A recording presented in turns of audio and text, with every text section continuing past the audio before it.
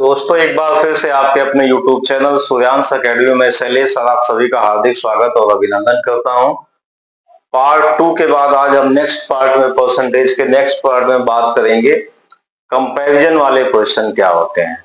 देखिए इस तरह के कंपैरिजन जो होते हैं इनमें बहुत सारे लोगों को डाउट्स रहते हैं कि कौन डिवाइड करें, किससे डिवाइड करें और किससे डिवाइड ना करें। तो देखिए बात को मैं समझाता हूं क्या बातें हैं, सीधे टॉपिक पे आते हैं। जैसे यहाँ पे हम बात करते हैं कंपैरिजन करना है, जाहिर सी बात है दो या दो से अधिक लोग होना चाहिए।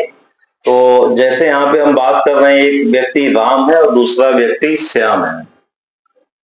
तो जैसे अगर मैं ये कहता हूं राम के पास में, ऐसे बोला जाए कि राम की आयु, एज की बात कर ले रहा हूं, राम की आयु श्याम की आयु से हमने बोला 20% अधिक है।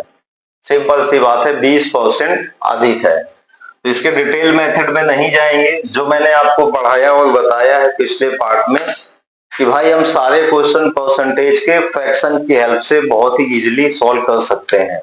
तो यहाँ पे जैसे हमने बात किया कि राम की जो आयु है वो श्याम की आयु से 20% अधिक है, तो भाई इसकी फ्रैक्शन वैल्यू कितनी होती है 1/5। तो यहाँ देखिए राम की आयु श्याम से, तो जिससे कंपैरिजन किया जाता है वो हमेशा नीचे रखा जाएगा फ्रैक्शन में। तो यहाँ पे कह रहा है राम की आयु श्याम की आयु से 20% ज्यादा है। अगर मैं ये मान के चलता हूं कि श्याम की आयु 5 है तो राम की उसमें 1 ज्यादा है, मतलब कितनी आ जाएगी 6 आ जाएगी।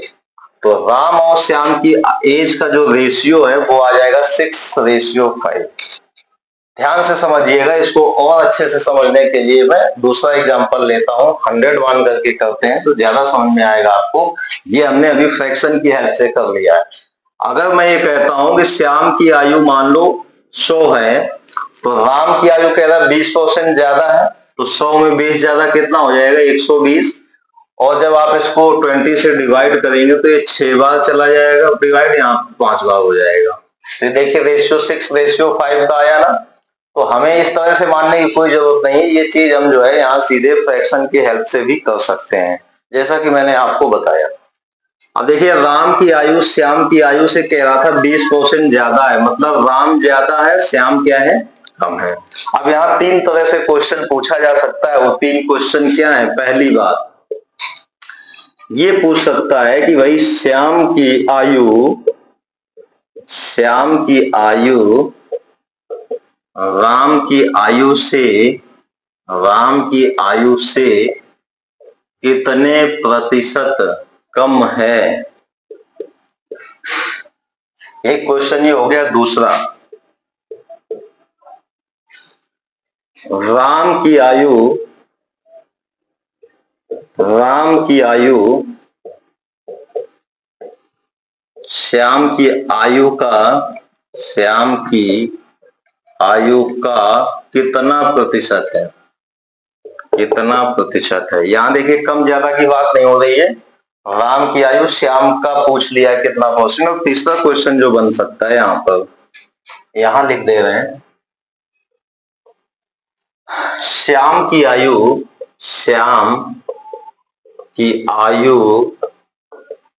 राम की आयु का कितना प्रतिशत है। ये देखिए 3 क्वेश्चन बनते हैं, इस तरह के सवाल जब भी आएंगे तो यहाँ पे ये 3 तरह से क्वेश्चन पूछा जा सकता है। और ये तीनों क्वेश्चन में आपको बड़ा डाउट होता है। इस डाउट को ध्यान में रखते हुए हम इस चीज को बहुत ही आसानी से करने की कोशिश करेंगे। बहुत सिंपल है दोस्तों, बस अगर आप एक बार समझ जाएंगे तो आपको कोई दिक्कत नहीं होने वाली है। यहाँ ध्यान से देखिए कि श्याम की आयु राम की आयु से कितने परसेंट कम है, प्रतिशत कमी पूछा। देखिए भाई राम यहाँ पे 6 है, श्याम की वैल्यू 5 है, तो जाहिर सी बात है श्याम की वैल्यू कम है। कितना कम है भाई? 1 कम है ना, ये तो 1 कम है। श्याम की आयु राम से कितना कम है? तो भैया श्याम राम से संख्या में तो 1 कम है, हमें प्रतिशत कमी पूछी गई है, तो राम से कितना कम है? तो यहाँ राम की वैल्यू हो गई, और 100 में पूछा है तो 100 से मल्टीप्लाई हो गया, ये कमी प्रतिशत आ गई हमारी 16 सही 2/3%, या फिर लिख सकते हैं 16.66%। ठीक है, इस प्रकार से हमारा ये पहले क्वेश्चन का आंसर हो जाएगा। दूसरा पूछा है राम की आयु श्याम की आयु का कितना परसेंट है। ध्यान से समझिएगा, जिससे तुलना की जाती है हमेशा उसका मान नीचे रहता है। तो यहाँ पे कह रहा है राम की आयु श्याम की आयु का, तो राम कितना है भाई 6, श्याम का मतलब 5 का कितना परसेंट में पूछा है, तो 100 से मल्टीप्लाई हो जाएगा। अब ये यहाँ पे आज 5 बार कटेगा, 5 से 20 बार, और ये आ जाएगा 120%। वही राम की आयु श्याम की आयु का कितना परसेंट है, 120% है। और दूसरा इसी का अपोजिट क्वेश्चन है, कह रहा है श्याम की आयु, श्याम मतलब 5, राम की आयु का मतलब 6 का कितना परसेंट है, 100 से मल्टीप्लाई। बहुत आसान है भाई, समझ जाइए। लैंग्वेज का केवल फर्क है, सारे क्वेश्चन देखने में एक जैसे ही लगते हैं, लेकिन लैंग्वेज का फर्क है, क्या कहाँ बोला जा रहा है उस चीज को ध्यान में रख करके सवाल को हल कर लेंगे। तो ये आ जाएगा आपका 500/6%। अब 500/6% को हल करने के भी तरीके होते हैं, या तो आप सीधे डिवाइड कर लीजिए, या आपको फ्रैक्शन वैल्यू याद है तो आप इसको इस तरह से भी कर सकते हैं। जैसे यहाँ पे 5 × 1/6 × 100 ऐसे लिख सकते हैं। ठीक है, ये मैं पूरा लिख करके बता दे रहा हूं, बाकी आप इसको जल्दी भी कर सकते थे। तो 5 मल्टीप्लाई इसकी वैल्यू आपको याद रहती है 16 सही 2/3% होता है ये। तो 16 पंचे कितना हो गया 80, और 5 दूनी 10, 3 का 9, तो 80 में 3 इधर आ गए, 83 सही 1/3%। तो ये इसका आंसर हो जाएगा। तो यहाँ पर देखिए दोस्तों, बहुत ही समझने की बात है, वो बहुत ही आसान चीज है, कोई बहुत कठिन चीज नहीं है। अगले क्वेश्चन में मैं सारी चीजें लिख करके आपको समझा दूंगा कि क्या हो रहा है यहाँ पर। जैसे कि यहाँ पे हमने क्वेश्चन तो लिख दिए हैं, लेकिन ये वाली लैंग्वेज मैंने नहीं लिखा है। तो नेक्स्ट क्वेश्चन हम ऐसा कर लेंगे जिसमें चीजों को हम लिख करके आपको समझा देंगे। तो चलिए देखिए, बात करते हैं अगले क्वेश्चन की। जैसे यहाँ पे मैं बोल देता हूं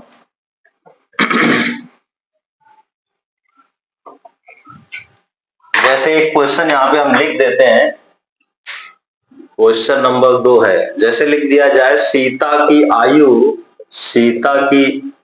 आयु क्या, आय लिख देते हैं इनकम। सीता की आय गीता की आय से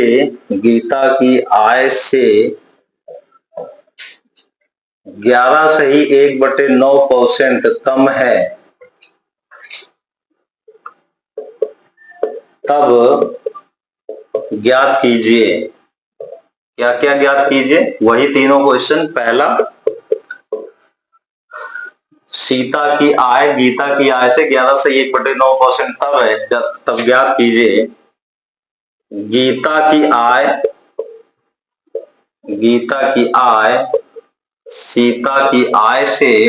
सीता की इनकम से कितने प्रतिशत अधिक है, कितने प्रतिशत अधिक है। दूसरा सवाल, सीता की आय गीता की आय का कितना प्रतिशत है। और तीसरा क्वेश्चन इसी का, गीता की आय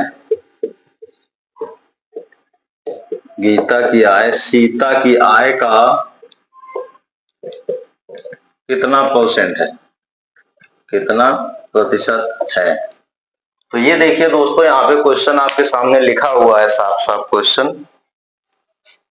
सीता की आय गीता की आय से 11 से 1/9% कम है, तब ज्ञात कीजिए गीता की आय सीता की आय से कितने प्रतिशत अधिक है।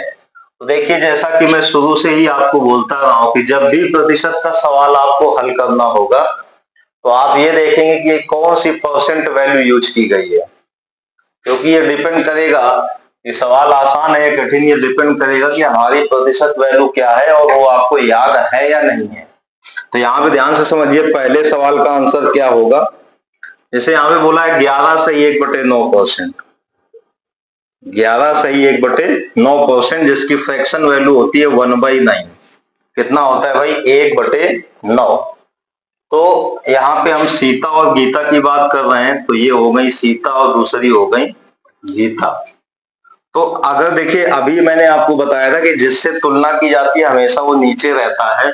तो यहाँ लिखा है सीता की आय गीता से, तो गीता से तुलना हो रही, तो यहाँ गीता 9 हो जाएगी, और इतने % कम बोला है तो 9 में से 1 कम हो जाएगी, सीता की आय 8। तो सीता और गीता की इनकम का रेशियो हो गया 8:9। पहला सवाल पूछा है देखिए कि गीता की आय सीता की आय से कितने % अधिक है, तो दिख भी रहा है हमको गीता की ज्यादा है और सीता की कम है। हमसे सवाल ने पूछा है, पहला सवाल का आंसर हम करने जा रहे हैं यहाँ पर, गीता की आय सीता की आय से कितने % ज्यादा है। तो भाई ये बताओ कि गीता कितना ज्यादा है संख्या में, 1 ज्यादा है, किससे, सीता से, तो तुलना सीता से हो रही है, तो 100 में कितना ज्यादा है, 100 से मल्टीप्लाई, ये आ जाएगा 12.5%। 1/8 की वैल्यू याद होना चाहिए, 12.5% होता है यहाँ पर। तो ये पहले सवाल का आंसर हो गया। अब देखिए दूसरा सवाल यही कर लेंगे। बोला है सीता की आय गीता की आय का, तो सीता की कितनी है भाई 8 है, और गीता का मतलब 9 का कितना % है, तो ये आ जाएगा आपका 8/9 गुना 100। अब इसको हल करने के दोस्तों अलग अलग तरीके हो सकते हैं। जैसे मैं यहाँ पे हल करने के लिए क्या करूंगा, 11 सही 1/9, 100/9 हो जाएगा 11 सही 1/9%। तो 11 ये 8 का मल्टीप्लाई पूरे में कर देंगे तो 11 × 8 = 88 हो गया, और 8/9%, 88 सही 8/9% हो जाएगा दूसरे सवाल का आंसर। अब ये पूछा है गीता की आय सीता की आय का कितना % है, जस्ट उल्टा कर दिया गया है, तो यहाँ पे हम इसको हल कर लेंगे।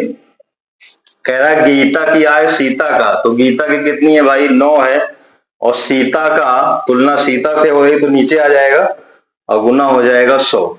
अब इसको आप हल कर लीजिए, तो ये आ जाएगा 900/8%। डिवाइड करके इसको हम पूरा लिख सकते हैं।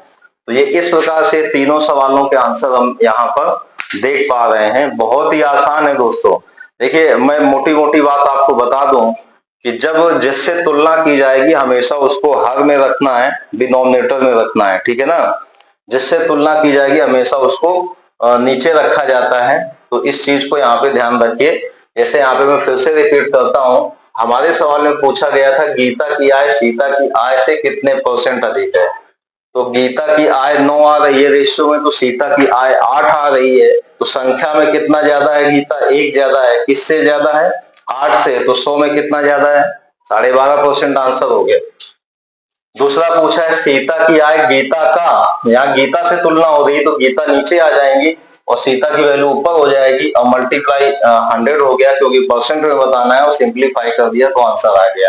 ऐसे ही गीता की तुलना यहाँ सीता से हो रही है तो गीता की वैल्यू 9 है, सीता से तुलना हो रही है, तुलना हो रही है इसलिए इसको डिनोमिनेटर में रखेंगे और 100 से मल्टीप्लाई कर दिया तो आ गया 900/8%। इसको आप हल कर सकते हैं। तो इस प्रकार से दोस्तों हम इन तरह के क्वेश्चन को सॉल्व करते हैं। तो इस पार्ट में हम यहीं तक रखते हैं। अगर आपको हमारा वीडियो पसंद आता है तो प्लीज दोस्तों इसको लाइक करें और चैनल को सब्सक्राइब करें और दोस्तों के साथ में शेयर करें और कमेंट भी करें। आप जो कुछ भी सोचते हैं, अच्छा या बुरा जो भी सोचते हैं, आप कमेंट बॉक्स में नीचे लिख सकते हैं। इससे हमें जो है आपका फीडबैक मिलता है। तो चलिए दोस्तों आज यहीं तक रखते हैं। जय हिंद, जय भारत।